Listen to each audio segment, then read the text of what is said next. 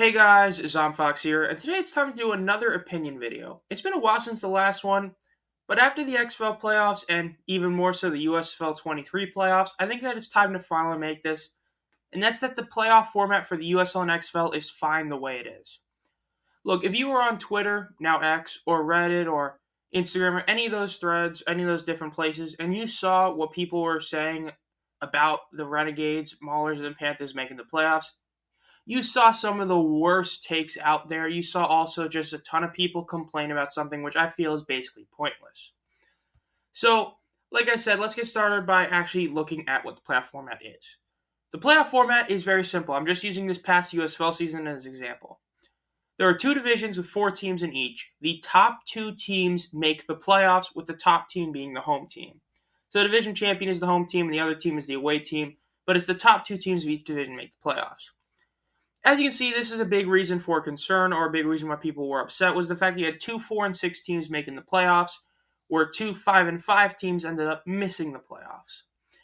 And then the XFL had something similar happen, except even worse, because you had a 7-3 team miss the playoffs, you had a 4-6 team make it.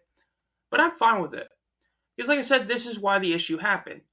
When the XFL in the South Division, the Renegades finished 4-6 in a division that was absolute trash outside of the Roughnecks.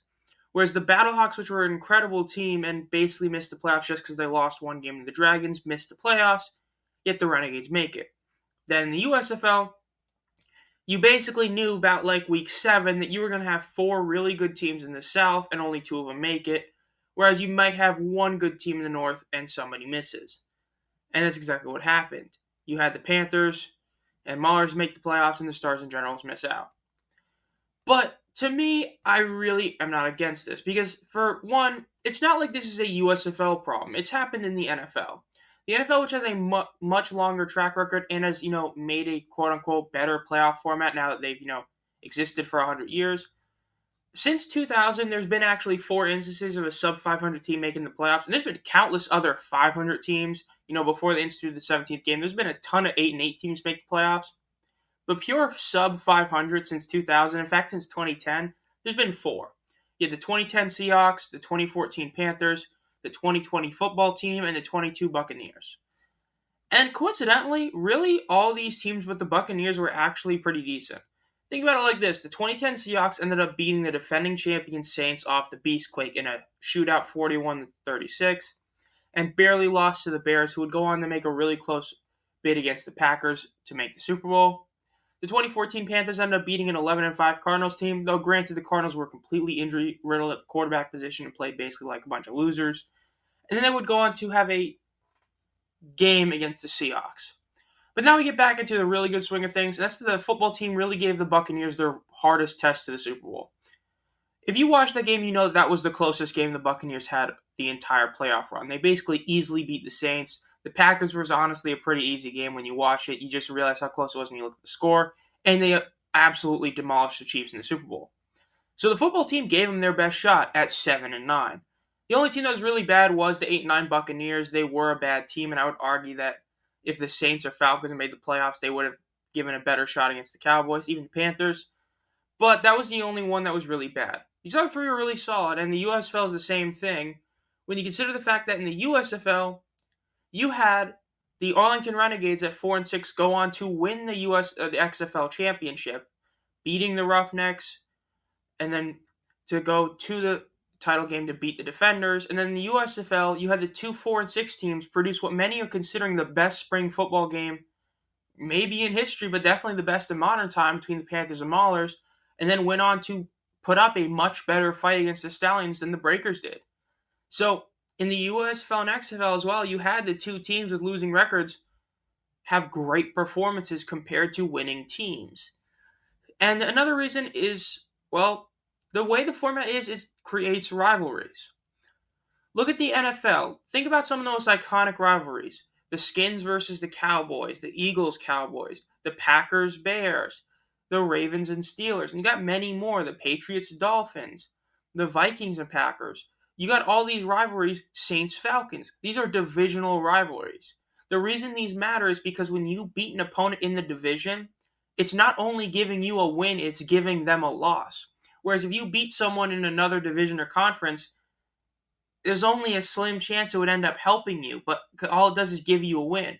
But when you can give your opponent a loss, it's a huge deal. I mean, we're already seeing inklings of it with potential rivalries with the Panthers and Maulers, the Breakers and Stallions in the USFL.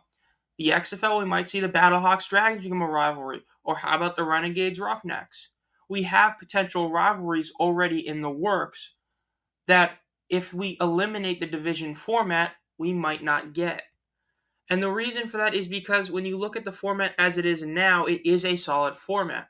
What a lot of people seemingly want to change is they want to make it to where it's either only the division winner makes the playoffs, and then you have two wild cards, or better yet, some people even say it should just be the top four teams in the league. You do that, you completely eliminate a ton of why the divisional games matter. Yes, they'll still matter for winning the division, but when you have it be that there are two teams that make in your division, that means every game in your division is huge. This is what creates rivalries. When it's not just about getting first, it's about getting second as well. You can start up a bunch of these rivalries to where if one of these leagues eventually expands and then adds a more traditional only division winner and wildcard makes it, then you already have a great rivalry. This is a great way to make the leagues actually start up and be good. I don't understand all the hatred against it, especially like I said. The results in the past in both the NFL and this modern spring football show that it really doesn't matter if you're a losing team. It's not even just in any given Sunday, because if any given Sunday is happening on a consistent basis, then it's just the norm. You could argue that a lot of these teams that are going in with losing records are doing just as well historically as teams that, are wild cards that maybe like 10 wins or something. I mean, yes, the 10 wins do have some Super Bowl winners, but think about it recently. You're not really seeing that many wild card teams being that much better than these losing record teams. You know what I mean? That's just my opinion on the whole thing. I think the format is fine the way it is. I think that a lot of people just like to complain about stuff for no reason. I think that it's fine the way it is. In fact, I think it's a great format. I think it's a great way to create rivalries. And I hope that both leagues stick with it and don't, cater towards the backlash that people have to it. That's my thoughts. This has been Zom Fox. If you enjoy this content, make sure to subscribe and hit the bell. I have a lot of content coming out at least every few days. And as always, have a great night.